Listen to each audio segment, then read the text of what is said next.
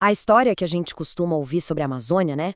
Ela tá cheia daqueles exploradores com nomes europeus, mapas de papel, mas e se a gente mergulhasse na história de um herói quase invisível, um mestre do rio, cujo único mapa era o próprio corpo? A gente pensa logo nas grandes expedições, né? Naqueles cientistas, militares, desbravando o desconhecido. Mas a pergunta que fica é: quem é que realmente abriu o caminho para essa galera? Quem traduzia a língua da floresta para quem só entendia a língua do papel?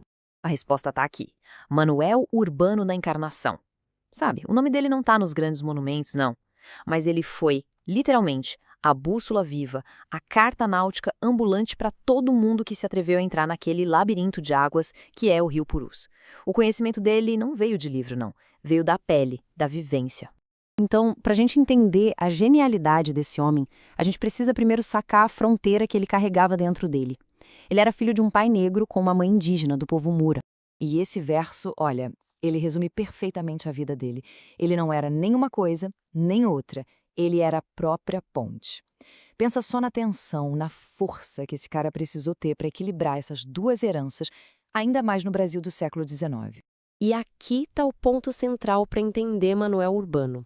A pele negra dele, claro, diferenciava dos Mura, visualmente. Só que para os povos do Rio, o que importa mesmo não é a aparência, sabe? É o que a pessoa faz, é a competência.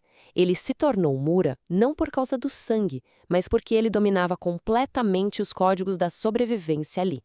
Caçar, remar e, mais importante, falar a língua do rio. Então, olha que interessante esse contraste. De um lado, a identidade moura dele foi conquistada na raça, na prática, dominando o remo, o arco e flecha.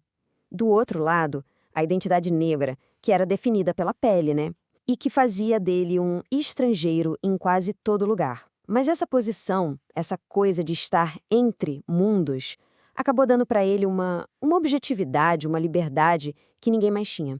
E essa identidade toda se refletiu num conhecimento físico que era, assim, extraordinário.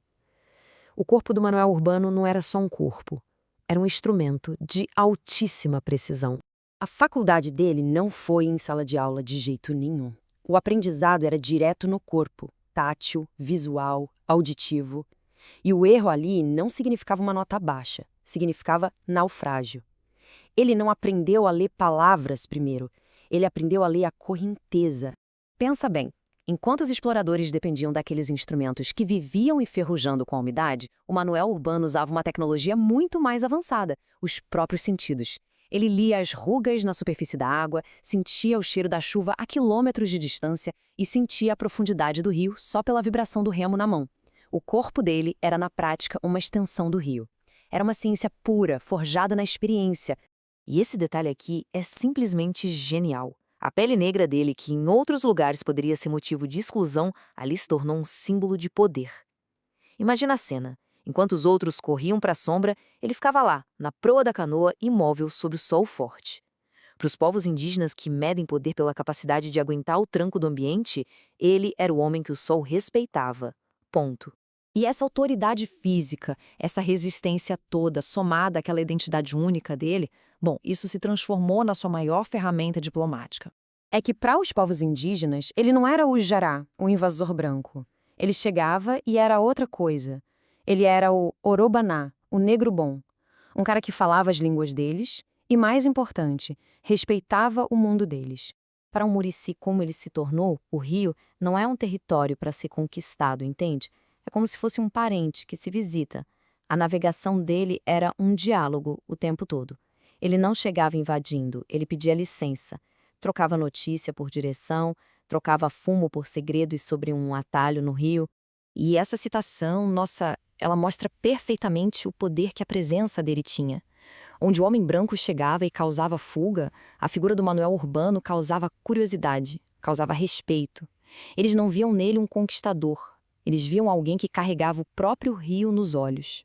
Então, fica a pergunta: qual é o legado de um homem cuja história não foi escrita em livros, mas foi escrita na própria paisagem, no próprio rio?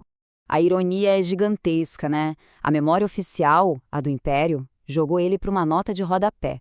Mas a memória do rio? Ah, essa é diferente. O verdadeiro legado dele não está nos livros de história. tá gravado na geografia.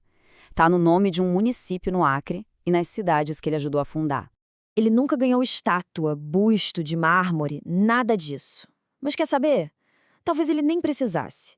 Para um homem que morava na água, que o chão dele era o casco da canoa, o próprio rio Purus é o seu grande monumento. Um monumento infinito, cheio de curvas e impossível de esquecer. E essa é a grande verdade, no fim das contas. A ciência oficial precisava de papel, de diploma, para validar o conhecimento. Mas o rio já tinha coroado ele como seu rei. A história dele mostra que a verdadeira soberania sobre um lugar não vem de um mapa, vem da capacidade de pertencer àquele lugar. E a saga de Manuel Urbano, o Tapaun Nakatu, o Negro Bom, ela deixa a gente com essa reflexão final. Ele foi o mapa vivo, o diplomata, o mestre de um mundo que o mundo oficial mal conseguia enxergar. E a história dele é, acima de tudo, um lembrete de todos os outros saberes, de todas as outras histórias que a história oficial simplesmente escolheu ignorar.